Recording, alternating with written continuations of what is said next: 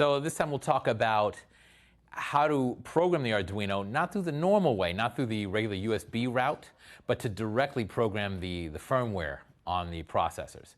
Now this is not something that you will typically need to do, but we're going to talk about it anyway because every once in a while you might want to upload the bootloader, to change the bootloader, update it, and it's good for you to hear how you do that because it's not the regular programming process through the IDE that we normally do. So the bootloader is the name of the firmware on the microcontroller. And a bootloader is just a generic term for this software. It's not just an Arduino thing. This is just any kind of embedded system. Microcontroller generally has bootloader code written into the flash. It allows the flash and the EEPROM, the non-volatile memory, to be programmed. So that's what you do when you upload your code. You write your code. It has to get copied or programmed into the flash memory, or the EEPROM, but usually flash. And so in order for that to happen, there has to be code executing on the Atmega 328 that allows that to happen, that communicates with the USB interface and does this.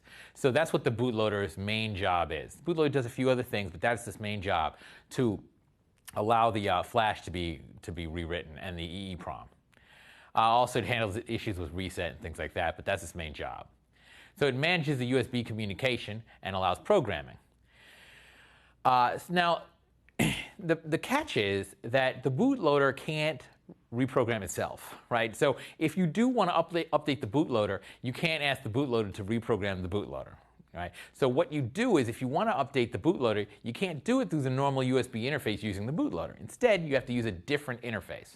So that's what in-circuit serial programming is for, ICSP.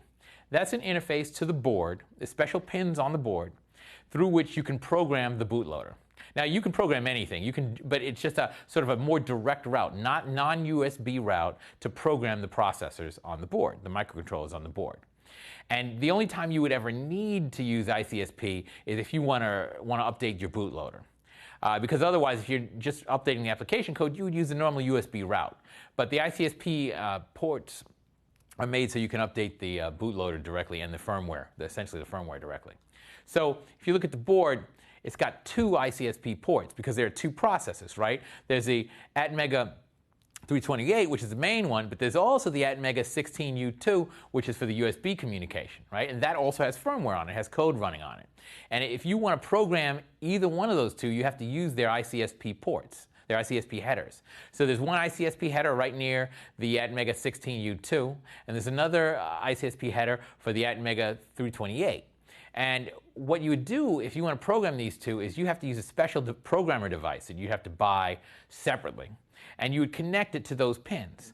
And then you could use it and a different piece of software to program the firmware on both of those parts. So these headers are available for your use. The only time you need them is if you're rewriting the bootloader. And in this class, we're not going to do that. If you're changing the bootloader, you're beyond the scope of this class, basically. If you can rewrite a new bootloader, then you don't need this class. You can move right on. But if that's what they're for, you should be aware of what they're for in case there ever is a need in the future to update a bootloader, do some sort of an update, maybe a security update or something like that. Thank you.